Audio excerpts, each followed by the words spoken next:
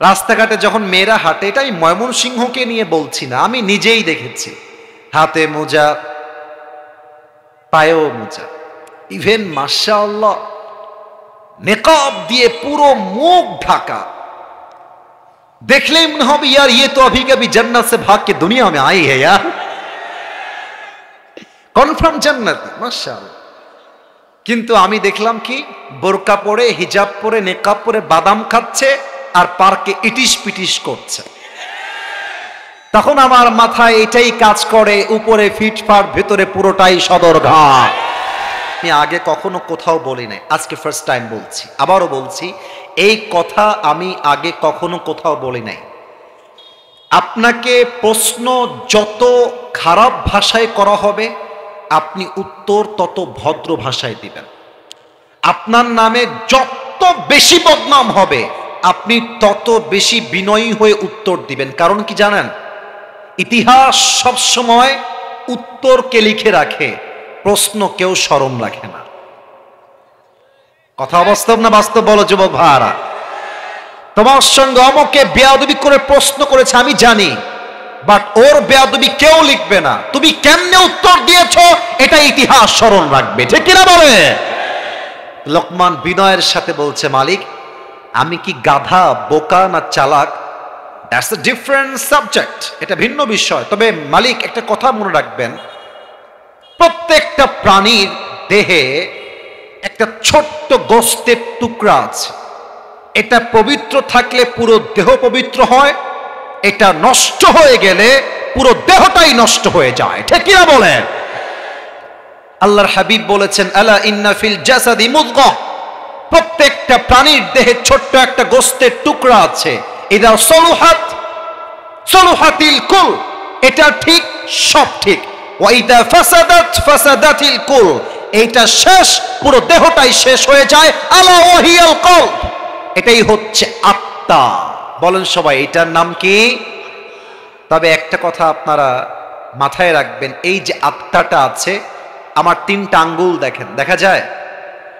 সবাই look at my 3 fingers, 3টা আঙ্গুল দেখেন, দেখা যায়? এই যে আত্মাটা আছে না, এটা হচ্ছে 3 প্রকার। যারা আতর পেতে চাও একটু কান খাড়া করো। 3 প্রকার আমি বলছি, আপনারা সবাই আমার সঙ্গে একসাথে বলবেন। 1, সুস্থ আত্মা। বলেন সবাই, 1 কি আত্মা? এটা ময়মনসিংহের সাউন্ড হয় নাই, রেকর্ড হচ্ছে এটা, কালকে এটা আপলোড যাবে, আপনাদের সাউন্ড হবে এমন, প্রত্যেক জেলার মানুষ যখন ওয়াজটা ওপেন করবে ফেসবুকে, ইউটিউবে, আপনাদের সাউন্ড শুনে বলতে বাধ্য হবে, ময়মনসিংহের যুবক ভাইরা বিড়ালের বাচ্চা নয়, সব সিংহের বাচ্চাগুলো আমার সামনে বসে আছে এরা। 1 নাম্বার সুস্থ আত্মা। 1 নাম্বার কি আত্মা? 2 নাম্বার অসুস্থ আত্মা। 2 নাম্বার কি আত্মা? 3 নাম্বার মৃত আত্মা। 3 নাম্বার কি আত্মা? সুস্থ আত্মা কি বোঝাবার জন্য ছোট্ট একটা এক্সাম্পল দেই। আপনারা সবাই মিজানুর রহমান আজহারি হুজুরের নাম তো শুনেছেন? এই যে ভয় পায়, নাম শুনছেন না আপনারা সবাই? আপনাদের ময়মনসিংহে উনি 2019 সালে এসেছিলেন, এখানে মাহফিল তার হয়েছে ময়মনসিংহে। তো দেখবেন আজহারি সাহেবকে নিয়ে মানুষের যেই পরিমাণ চুলকানি, এটা প্রমাণ করে যে এই দেশের মানুষ কাউকে উঁচায় উঠা দেখতে সহ্য করতে পারে না। এদেশের জাতীয় খেলার নাম কি? হাডুডু, কাবাডি নাকি? কেন? দেখবেন যে যে সামনে যাবে, ধর শালাকে, সামনে যেতে দেওয়া যাবে না। এই দেশের মানুষের স্বভাবটাই এরকম, যে যত জনপ্রিয় তার পেছনে মানুষের হিংসাও তত বেশি, যুবক ভাইরা, ঠিক কিনা বলো? এই যে আজহারি সাহেব বলেছে যে এক দল খেয়ে গেছে, আর এক দল খাওয়ার জন্য অলরেডি বসে আছে। তা আমি দেখলাম কিছু ভাইদের গায়ে লেগে গেছে। না, গায়ে লাগবে কেন আপনার? উনি তো কোনো দলের নাম উল্লেখ করে নাই। আমাদের কথা স্পষ্ট, আওয়ামী লীগ হন, বিএনপি হন, জামাত হন, ডাজন্ট ম্যাটার, এই দেশে আগামীতে দুর্নীতি আমরা চুল পরিমাণ বরদাস্ত করব না। তা অনেকে দেখলাম লিখছে যে আজহারি সাহেবের মাহফিলে লোক নাকি ভাড়া করে নিয়ে আসা হয়েছে। এটার চাইতে মিথ্যা কথা এই জামে দ্বিতীয় আর কিছু হতে পারে না, যুবক ভাইরা, ঠিক কিনা বলো? তো 1 নাম্বার সুস্থ আত্মা হবে কখন? যখন আপনার হৃদয়ে কোনো হিংসা থাকবে না, বিদ্বেষ থাকবে না। ফালিয়াউমা লা ইয়ানফাউ মালু ওয়ালা বানুন ইল্লা মান আতাল্লাহা বিকলবিন সালিম। কিয়ামতের দিন কোনো সম্পদ, অর্থ কিছুই কাজে দিবে না, তবে যেই আত্মাটা খালেস আত্মা ছিল, হিংসা নাই, শিরিক নাই, বেদাত নাই, বিদ্বেষ নাই, অহংকার নাই, আল্লাহ তাকে নিজের হাতে ধরে জান্নাতে পাঠায় দিবে। সুবহানাল্লাহ। এক নাম্বার সুস্থ আত্মা। তবে দ্বিতীয় নাম্বারটা বুঝতে হলে এখান থেকে না, এখান থেকে বুঝতে হবে। আচ্ছা, আজকে যে বসে আছি এই মাসটার নাম কি বলেন?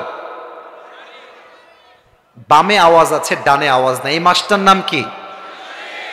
জানুয়ারি মাস। আজকে কয় তারিখ? 10 তারিখ। এখন 10 তারিখ হয়ে গেছে। বলেন সবাই, কয় তারিখ?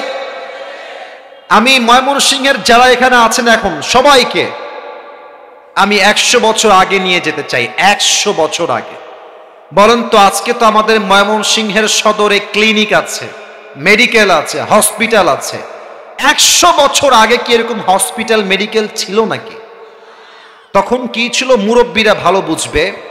তখন ছিল কবিরাজ, ওঝা বা হাকিম। আমরা বলি কবিরাজ বা ওঝা। তো মনে করেন যে একজন যুবককে সাপে কেটেছে। কিসে কেটেছে? 100 বছর আগের কথা। এখন এই যুবকটা কেমন করে বুঝবে যে যেই সাপটা আমাকে কাটলো এটা কি বিষাক্ত সাপ নাকি এটা বিষবিহীন সাপ? এটা বোঝার জন্য সেই যুবকটা একজন কবিরাজের কাছে গেল। বলছে, কবিরাজ সাহেব, ওঝা সাহেব, আমাকে একটা সাপে কেটেছে। তো ওঝা টেস্ট করবে কেমনে? তখন তো মেশিন ছিল না। তারা কি করতেন? এই হচ্ছে একটা পিরিচ, পেয়ালা, একটা পিরিচ নিয়ে পিরিচের ডান দিকে মরিচ রাখতেন, আর একদিকে লবণ রাখতেন। কথা না বুঝলে আমি সামনে বাড়বো না। একদিকে মরিচ আর একদিকে, এরা খুবই অ্যাক্টিভ, এদিকে অ্যাক্টিভ না। একদিকে মরিচ আর একদিকে লবণ। তো যুবককে কিসে কেটেছে? কিসে ছবল দিয়েছে? বলে যে এদিকে আস, জিহ্বাটা বের কর।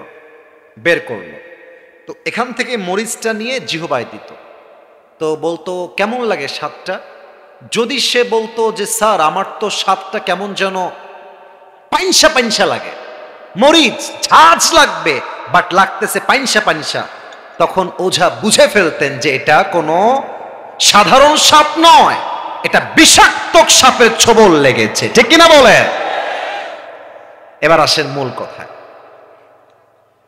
শয়তান হচ্ছে মানুষের জীবনের সবচাইতে বড় বিষাক্ত সাপ। সাপ যখন মানুষকে ছোবল দেয়, মানুষের প্রথম ক্ষতি কি হয়? জিহ্বার স্বাদ মরে যায়। কোনটা মিষ্টি, কোনটা ঝাল, কোনটা পাইনসা তখন আর বোঝা যায় না। এক্স্যাক্টলি শয়তান যখন মানুষকে তার ওয়াসওয়াসায় ফেলে, জিহ্বা যেমন স্বাদ নষ্ট হয়ে যায় সাপে কামড় দিলে, আর শয়তান কামড় দেয় একদম ঈমানের উপরে। যখন শয়তান ঈমানে একটা ছোবল দেয়, তখন ঈমানদার মানুষের ঈমানটা নষ্ট হয়ে যায়। তখন কি হয়ে যায়? এটা অসুস্থ হয়ে যায়। তখন বোরকা পড়তেও ভাল লাগে, রাস্তাঘাটে প্রেম করতেও ভাল লাগে। কথা বোঝো না মনে হয় তোমরা, তাই না যুবক ভাইরা? অসুস্থ আত্মা। তুমি দেখবা রাস্তাঘাটে যখন মেয়েরা হাঁটে, এটা আমি ময়মনসিংহকে নিয়ে বলছি না, আমি নিজেই দেখেছি, হাতে মোজা, পায়েও মোজা, ইভেন মাশাআল্লাহ নেকাব দিয়ে পুরো মুখ ঢাকা। দেখলেই মনে হবে यार ये तो अभी कभी जन्नत से भाग के दुनिया में आई है यार,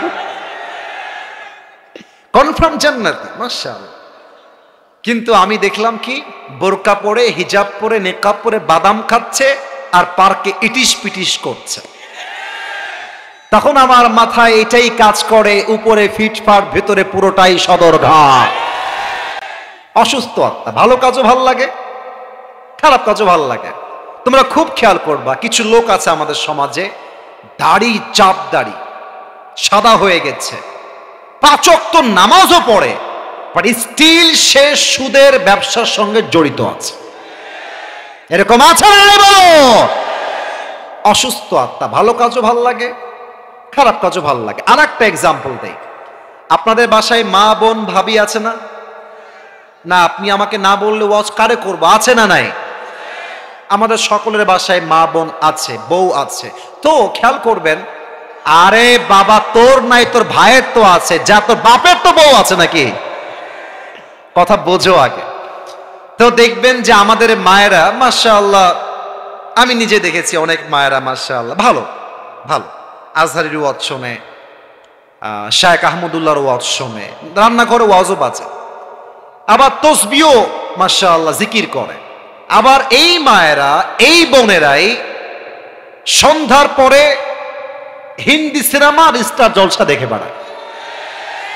আবার তুমি দেখবা প্রবাসীর বউ যারা আছে, রাগ করবেন না আমার কথায়, আমি কারো শত্রু নই, বোঝাবার স্বার্থে বলছি, প্রবাসীর বউ সারাদিন ফেসবুকে হুজুরদের ওয়াজ শেয়ার দেয়, আর স্বামী আছে বিদেশে, কষ্ট করে টাকা পাঠায়, ওই টাকা দিয়ে ইমোতে আর একজনের সঙ্গে এমবি কিনে পরকিয়া করে বেড়ায়। অসুস্থ আত্মা। ওয়াজ শুনতেও ভাল লাগে, পরকিয়াও করতে ভাল লাগে। তাহলে এর ইমানের স্বাদটা নষ্ট হয়ে গিয়েছে, ঠিক কিনা বলো যুবক ভাইরা? এটা হচ্ছে অসুস্থ আত্মা। 3 নাম্বার হচ্ছে মৃত আত্মা। মৃত আত্মা, এটা যে কি মারাত্মক সাবজেক্ট, মনে হয় যে আমরা অনেকেই আজকে এই সাবজেক্টে সামিল হয়ে গিয়েছি। মৃত আত্মা কারা? আল্লাহ তাআলা কোরআনে বলছেন, এরা হচ্ছে এমন একজন মানুষ, এদের কান আছে তারা শুনতে পায় না, চোখ আছে দেখতে পায় না, অন্তর আছে বাট ফিকির করে না। এরা কারা? আল্লাহ নিজেই বলছে, উলাইকা কাল আনআম, এরা হচ্ছে চতুষ্পদ প্রাণীর মতো। তবে শেষ নয়, আল্লাহ আবারও বলছে, বাল হুম আযাল, এরা জাস্ট কুকুরের মতো নয়, যাদের মৃত আত্মা এরা কুকুরের চাইতে নিকৃষ্ট হয়ে গিয়েছে। নাউজুবিল্লাহ পড়বেন না?